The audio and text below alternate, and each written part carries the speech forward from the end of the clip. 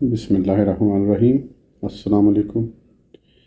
اس audio میں ہم کتاب جواہر البحار کو آگے کنٹینیو کریں گے۔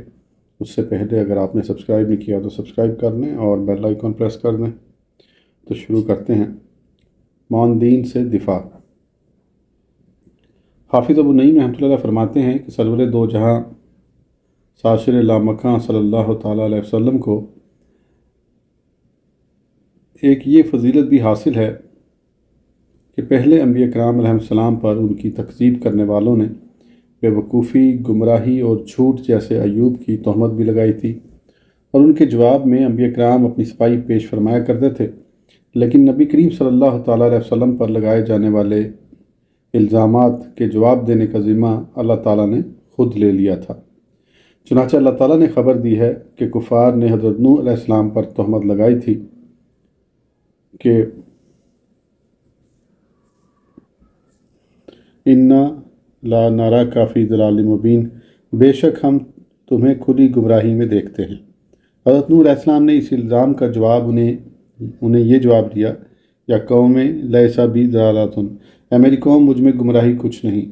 لوگوں نے حضرت ہود علیہ السلام پر یوں زبان طعن و تشنیع دراز کی، اِنَّا لا نَرَاکَ فِی صَفَاحَۃٍ، بے شک ہم تمہیں بے وقوف سمجھتے ہیں۔ آپ نے اس عیب کی اپنے ذات میں ہونے سے یوں نفی فرمائی، یا قوم لیسا بی صفاحت، اے میری قوم مجھے بے وقوفی سے کیا علاقہ۔ فرعون جیسے متکبر اور بدبخت نے حضرت موسیٰ کلیم اللہ علیہ السلام پر یوں الزام تراشی کی، انی لا اظنک یا موسیٰ مسحورا، اے موسیٰ میرے خیال میں تم پر جادو ہوا ہے۔ حضرت موسیٰ علیہ السلام نے اس ظالم بادشاہ کو برملا یوں جواب دیا کہ وہ بوکھلا اٹھا، یعنی انی لا اظنک یا فرعون مسبورا، میرے گمان میں تو اے فرعون تو ضرور ہلاک ہونے والا ہے۔ لیکن اللہ تعالیٰ نے اپنے حبیب صلی اللہ تعالیٰ علیہ وسلم کو عظمت و شرف کے باعث لگائے گئے الزامات کا جواب دینے سے بے نیاز کر دیا تھا۔ مثلاً باری تعالیٰ شانہ نے اپنے کلام معجز نظام میں فرمایا ہے، ما انت بنعمت ربک بمجنون، تم اپنے رب کے فضل سے مجنون نہیں۔ وما علمناہ الشعر وما ینبغی لہ، اور ہم نے ان کو شعر کہنا نہ سکھایا اور نہ وہ ان کی شان کے لائق ہے۔ ما ضل صاحبکم وما غوا، تمہارے صاحب نہ بہکے نہ بہرا چلے۔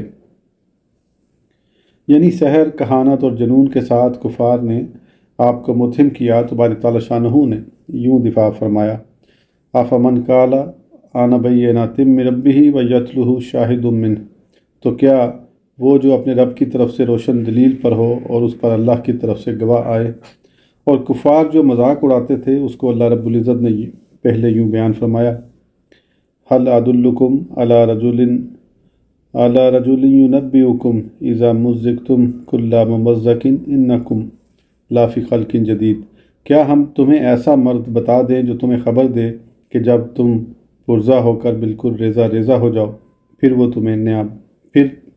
تمہیں نیا بننا ہے۔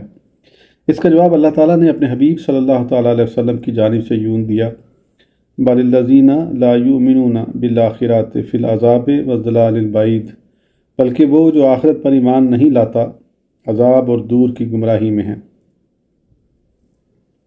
خواہشات۔ حافظ ابو نعیم رحمۃ اللہ علیہ فرماتے ہیں کہ فخر دو عالم صلی اللہ تعالیٰ علیہ وسلم کو ایک یہ فضیلت بھی مرحمت فرمائی گئی کہ اپنے لاڈلے نبی حضرت داؤد علیہ السلام کو بھی حکم دیا کہ اپنی خواہش کا اتباع نہ کرنا۔ چنانچہ قرآن کریم میں وہ ارشاد باری تعالیٰ بائیں الفاظ موجود ہے۔ ترجمہ، اے داؤد بے شک ہم نے تجھے زمین میں نائب کیا، تو لوگوں میں سچا حکم کر اور خواہش کے پیچھے نہ جانا کہ تجھے اللہ کی راہ سے بہکا دے گی۔ لیکن اپنے حبیب الہ افضل الصلاۃ والتسلیم کے بارے میں ستاروں کے ظاہر ہونے اور چھپنے کی قسم یاد فرما کر قرآن کریم کے نزول اور اس کے مواقع کی قسم یاد فرمانے کے بعد اس حقیقت کا اظہار فرمایا کہ میرا حبیب نبی آخر الزماں صلی اللہ تعالیٰ علیہ وسلم تو اپنی خواہش سے کبھی لب کشا ہی نہیں ہوتا۔ چنانچہ قرآن کریم میں ہے، وما ینطق عن الہویٰ ان ہوا الا وحی یوحیٰ، اور وہ کوئی بات اپنی خواہش سے نہیں کرتے، وہ تو نہیں مگر وحی جو انہیں کی جاتی ہے۔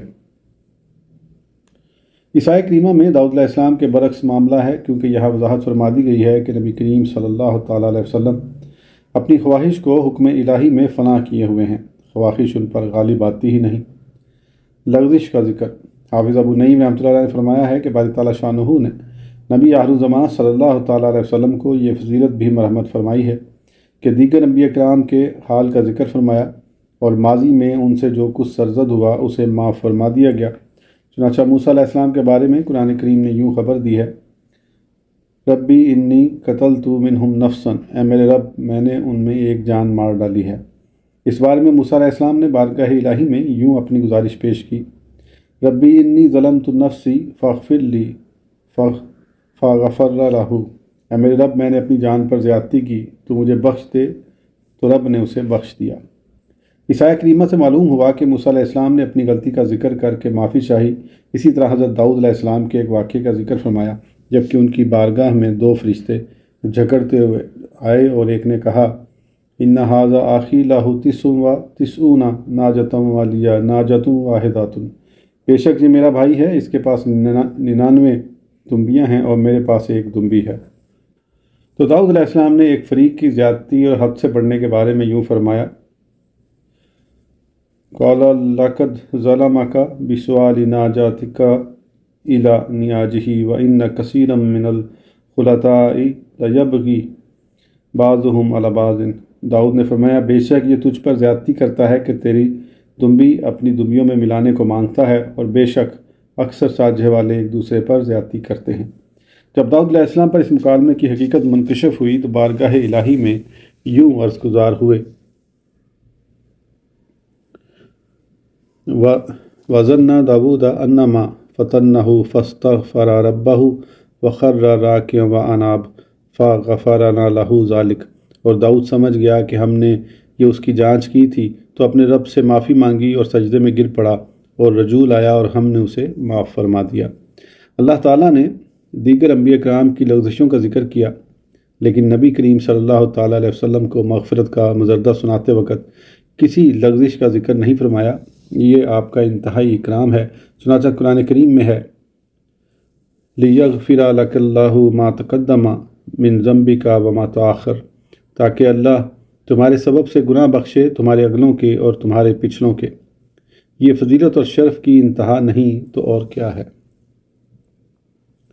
میثاق انبیاء۔ حافظ ابو نعیم رحمۃ اللہ علیہ فرماتے ہیں کہ سرور کون و مکان صلی اللہ تعالیٰ علیہ وسلم کے فضائل سے یہ امر بھی ہے کہ اللہ تعالیٰ نے اپنے سارے انبیاء سے عہد لیا کہ جب نبی آخر الزمان صلی اللہ تعالیٰ علیہ وسلم ان کے پاس تشریف لائیں تو ان پر ایمان لائیں اور ان کی مدد کریں۔ اگر کوئی آپ کا زمانہ اقدس پاتا تو اس پر یہ واجب تھا کہ آپ پر ایمان لاتا اور آپ کی مدد کرتا۔ اس وعدہ لینے سے اللہ تعالیٰ نے سارے انبیاء کرام کو آپ کا تابعدار بنا دیا، یعنی اگر وہ زمانے کے لحاظ سے آپ کو پا لیتے تو ان پر آپ کی فرما برداری اور اطاعت لازم ہو گئی تھی۔ حافظ ابو نعیم رحمۃ اللہ علیہ نے اپنی سند کے ساتھ حضرت عمر فاروق رضی اللہ تعالیٰ عنہ سے روایت کی ہے کہ حضرت عمر رضی اللہ تعالیٰ عنہ فرماتے ہیں کہ نبی کریم صلی اللہ علیہ وسلم ہمارے پاس تشریف لائے۔ میرے ہاتھ میں ایک کتاب تھی جو میں نے کسی اہل کتاب سے لی تھی۔ رسول اللہ صلی اللہ تعالیٰ علیہ وسلم نے فرمایا، قسم ہے اس ذات کی جس کے قبضے میں محمد کی جان ہے، اگر یہاں موسیٰ علیہ السلام زندہ ہوتے تو انہیں میری اتباع کے سوا اور چارہ کار نہ ہوتا۔ حافظ ابو نعیم رحمۃ اللہ فرماتے ہیں کہ نبی کریم صلی اللہ تعالیٰ علیہ وسلم کے فضائل میں سے ایک چیز یہ بھی ہے کہ جس طرح اللہ تعالیٰ کی اطاعت کسی شرط اور استثناء کے بغیر فرض ہے، اسی طرح اللہ تعالیٰ نے اپنے حبیب صلی اللہ تعالیٰ علیہ وسلم کی اطاعت تمام لوگوں پر کسی شرط اور استثناء کے بغیر فرض فرمائی ہے، جیسا کہ ارشاد باری تعالیٰ ہے، وَمَا آتَاكُمُ الرَّسُولُ فَخُذُوهُ وَمَا نَهَاكُمْ عَنْهُ فَانْتَهُوا، اور جو کچھ تمہیں رسول عطا فرمائیں وہ لو اور جس سے منع فرمائیں باز رہو۔ یہاں اللہ تعالیٰ نے یہ نہیں فرمایا کہ جب میری اطاعت کا یا میری کتاب سے میرے حکم یا وحی کے مطابق تمہیں حکم فرمائیں تو اس کی تعمیل کرنا، بلکہ سرور کون و مکان صلی اللہ تعالیٰ علیہ وسلم کے امر و نہی کو متعلقاً ساری مخلوق پر فرض ٹھہرا دیا۔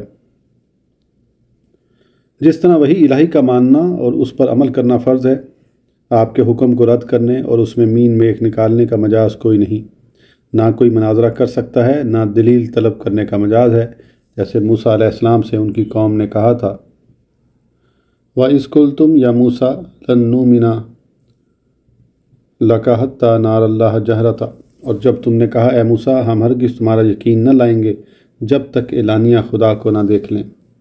نام خدا اور نام نبی کا اتصال۔ حافظ ابو نعیم رحمۃ اللہ علیہ فرماتے ہیں کہ فخر دو عالم صلی اللہ تعالیٰ علیہ وسلم کو یہ فضیلت بھی حاصل ہے کہ قرآن کریم میں جہاں اطاعت، معصیت، فرائض، احکام، وعدہ اور وعید وغیرہ کا اللہ تعالیٰ نے ذکر فرمایا، وہاں اپنے نام کے ساتھ اپنے حبیب کا نام یا منصب بھی متصلاً ذکر کیا۔ مندرجہ ذیل آیات بطور نمونہ ملاحظہ فرمائیں: اطیع اللہ و اطیع الرسول، حکم مانو اللہ کا اور حکم مانو رسول کا۔ اطیع اللہ و رسولہ ولا تولوا عنہ وانتم تسمعون، حکم مانو اللہ اور اس کے رسول کا اور سن سنا کر اس سے نہ پھرو۔ وَيُطِيعُونَ اللَّهَ وَرَسُولَهُ أُولَٰئِكَ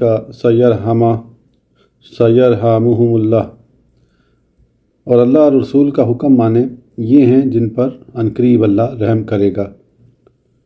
إِنَّمَا الْمُؤْمِنُونَ الَّذِينَ آمَنُوا بِاللَّهِ وَرَسُولِهِ، ایمان والے تو وہی ہیں جو اللہ اور اس کے رسول پر یقین لائے یعنی ایمان لائے۔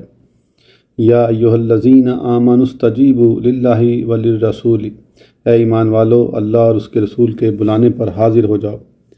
من یعص اللہ ورسولہ، اور جو حکم نہ مانے اللہ اور اس کے رسول کا۔ ان الذین یؤذون اللہ رسولہ، بے شک جو ایذا دیتے ہیں اللہ اور اس کے رسول کو۔ براءۃ من اللہ ورسولہ، بیزاری کا حکم سنانا ہے اللہ اور اس کے رسول کی طرف سے۔ اذان من اللہ ورسولہ، اور منادی پکار دینا ہے اللہ اور اس کے رسول کی طرف سے۔ وَلَمْ يَتَّخِذُوا مِن دُونِ اللَّهِ وَلِرَسُولِهِ وَلِلْمُؤْمِنِينَ وَلِيجَةً، اور اللہ اور اس کے رسول اور مسلمانوں کے سوا کسی کو اپنا محرم راز نہ بناؤ۔ عالم یعلموا انہ من یحادد اللہ ورسولہ، کیا انہیں خبر نہیں کہ جو خلاف کرے اللہ اور اس کے رسول کا۔ انما جزاء الذین یحادبون اللہ ورسولہ، وہ کہ اللہ اور اس کے رسول سے لڑتے ہیں ان کا بدلہ یہی ہے کہ ولا یحرمون ما حرم اللہ ورسولہ، اور اس چیز کو حرام نہیں مانتے جس کو اللہ اور اس کے رسول نے حرام کیا ہے۔ ومن یشاقق اللہ ورسولہ، اور جو اللہ اور اس کے رسول سے مخالفت کرے۔ قل الانفال للہ وللرسول، تم فرماؤ غنیمتوں کے مالک اللہ اور رسول ہیں۔ فردہ الی اللہ والرسول، تو اسے اللہ اور رسول کے حضور رجوع کرو۔ ولو انہم رضوا ما آتاہم اللہ ورسولہ، اور کیا اچھا ہوتا اگر وہ اس پر راضی ہوتے جو اللہ اور اس کے رسول نے ان کو دیا۔ وقالوا حسبنا اللہ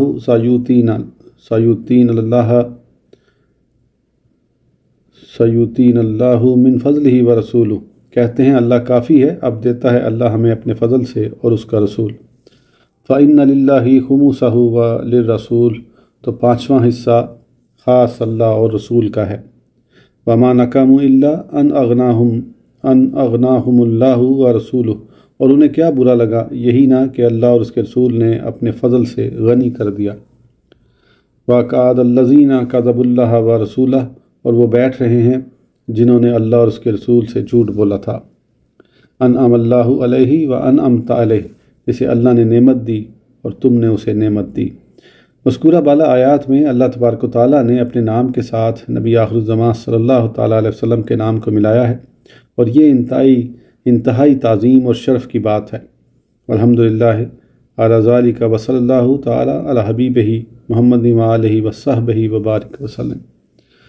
فضیلت مصطفیٰ از احادیث مطہرہ۔ حافظ ابو نعیم رحمۃ اللہ علیہ نے نبی کریم صلی اللہ تعالیٰ علیہ وسلم کے فضائل میں بہت سی احادیث اپنی سند کے ساتھ روایت کی ہیں۔ ان میں سے ایک وہ ہے جو ابو ہریرہ رضی اللہ تعالیٰ عنہ سے روایت کی کہ رسول اللہ صلی اللہ تعالیٰ علیہ وسلم سے پوچھا گیا کہ آپ کو نبوت کب ملی؟ فرمایا اس وقت جب اللہ تعالیٰ نے آدم علیہ السلام کو پیدا کر کے ان میں روح پھونکی۔ حضرت عباس بن ساریہ رضی اللہ تعالیٰ عنہ سے روایت کی، ان کا بیان ہے کہ میں نے رسول اللہ صلی اللہ تعالیٰ علیہ وسلم کی زبان مبارک سے سنا کہ میں اللہ تعالیٰ کے نزدیک اس وقت بھی خاتم النبیین لکھا ہوا تھا جبکہ آدم علیہ السلام کی مٹی کا خمیر تیار ہو رہا تھا۔